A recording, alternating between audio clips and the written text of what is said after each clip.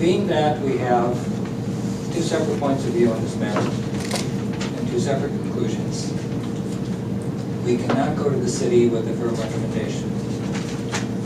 Now, in that event, my recommendation is that we provide the city manager with the transcripts of both of our summaries, along with the cover letter that we did not have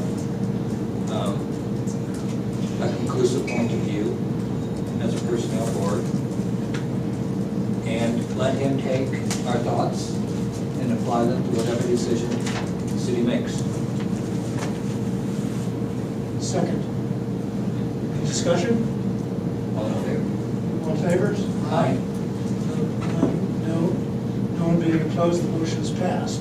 I have a second motion that we conclude and dismiss the appeal hearing of Aaron Weiner and move on to other business that the personnel board has to address.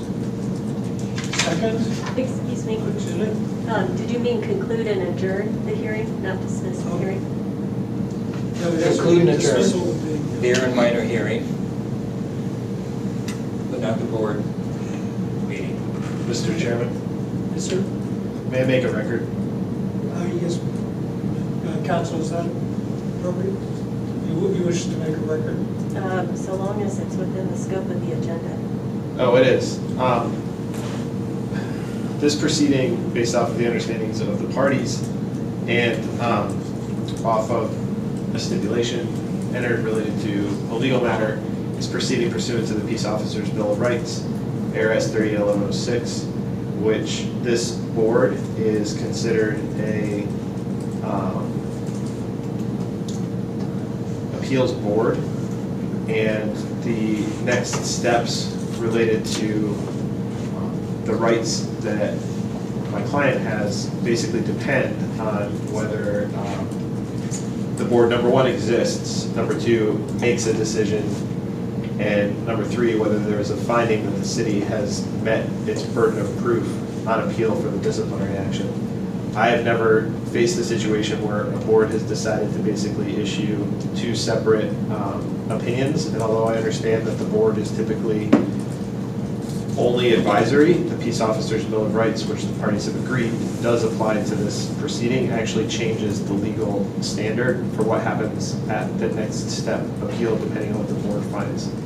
I don't know this for a fact, but I don't know whether 381107A or B would now apply for the appeal if the board doesn't actually make any recommendation as a body. And I don't know if essentially co-opinions are allowed under the Peace Officers Bill of Rights, because I've never seen that before for a proceeding that's taken pursuant to those statutes. So I needed to make the record to say that, and I understand if the board is hopelessly deadlocked, I'm not trying to lock you guys in a room and have you figure something out. I'm just saying for the record and the transcript and for what might happen on the appeal at the next stage, if there is one, that I'm concerned about the legal rights, and I'm not waiving any legal right that my client may have related to what this procedural posture is. And we may make case law, because I think this is a new circumstance that I haven't seen before. So thank you for the opportunity to make the record. And city, would like to make a record or make any comments? Thank you, Mr. Chair. The only record that the city would have to say is I agree with Mr. Serbalic that this is a complicated circumstance procedurally, and the city also does not waive any rights. And I think Mr. Serbalic and I will be looking forward to briefing any procedural issues in court someday that this is not the day. And perhaps just to finalize or make clear the record, I'll ask the vice chair, is he firm in his determination that the determination should be upheld? I'm sorry, You firm in your determination that the termination should be upheld? Yes. And I am firm in my determination that the termination be overruled. So that's on the record. Thank you. I forget what the term is, but the term is criminal cases. I guess sometimes that's the term. I asked the vice chair, does he have a We have a motion on the table. Yes, you It do. wasn't clear who it was. Yes, we do. Okay, You seconded, right, but we didn't okay. take a vote. All in favor? Aye. Motion being passed by 2-0, the motion is granted. Next order of business, item 6, is the approval of minutes from the public meeting conducted on June 20, 2017. I'd like to have a formal motion to vote and approve the minutes of the personnel board meeting held on June 20, 2017. I move to approve the minutes. Second, all in favor, say aye. Aye. Motion passed. Next, item 7 is future agenda items. We have no discussion, possible direction to staff related to placing items on future agendas.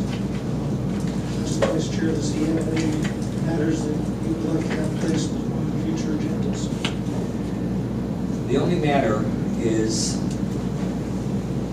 personnel board appointments, where the chair is off the board at the end of November, and I am off the board at the end of December. And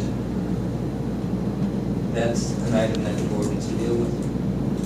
Noted, that will be placed on future agenda, as a future agenda items.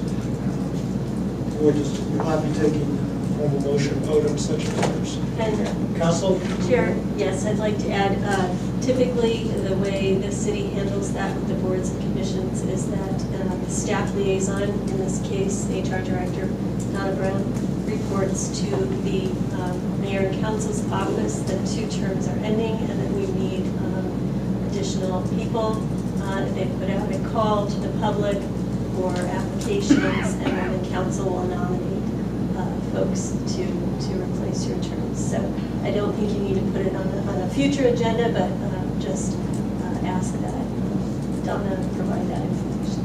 Okay, hearing that was closed. Mr. Vice Chair, anything further that you'd like to note today? No, sir. I had one thing I'd like to thank, again, the staff and council, particularly Vice Chair Scotland. I guess we met 5 or 6 years ago, and I enjoyed the cases I've had with him, and I will be going out next month. So thank you very much for serving. Thank you very much. Thank you. It's actually quite interesting and educational. That being, we have a motion to adjourn. I motion that we adjourn. Second, all in favor, say aye. Aye. Aye, thank you all.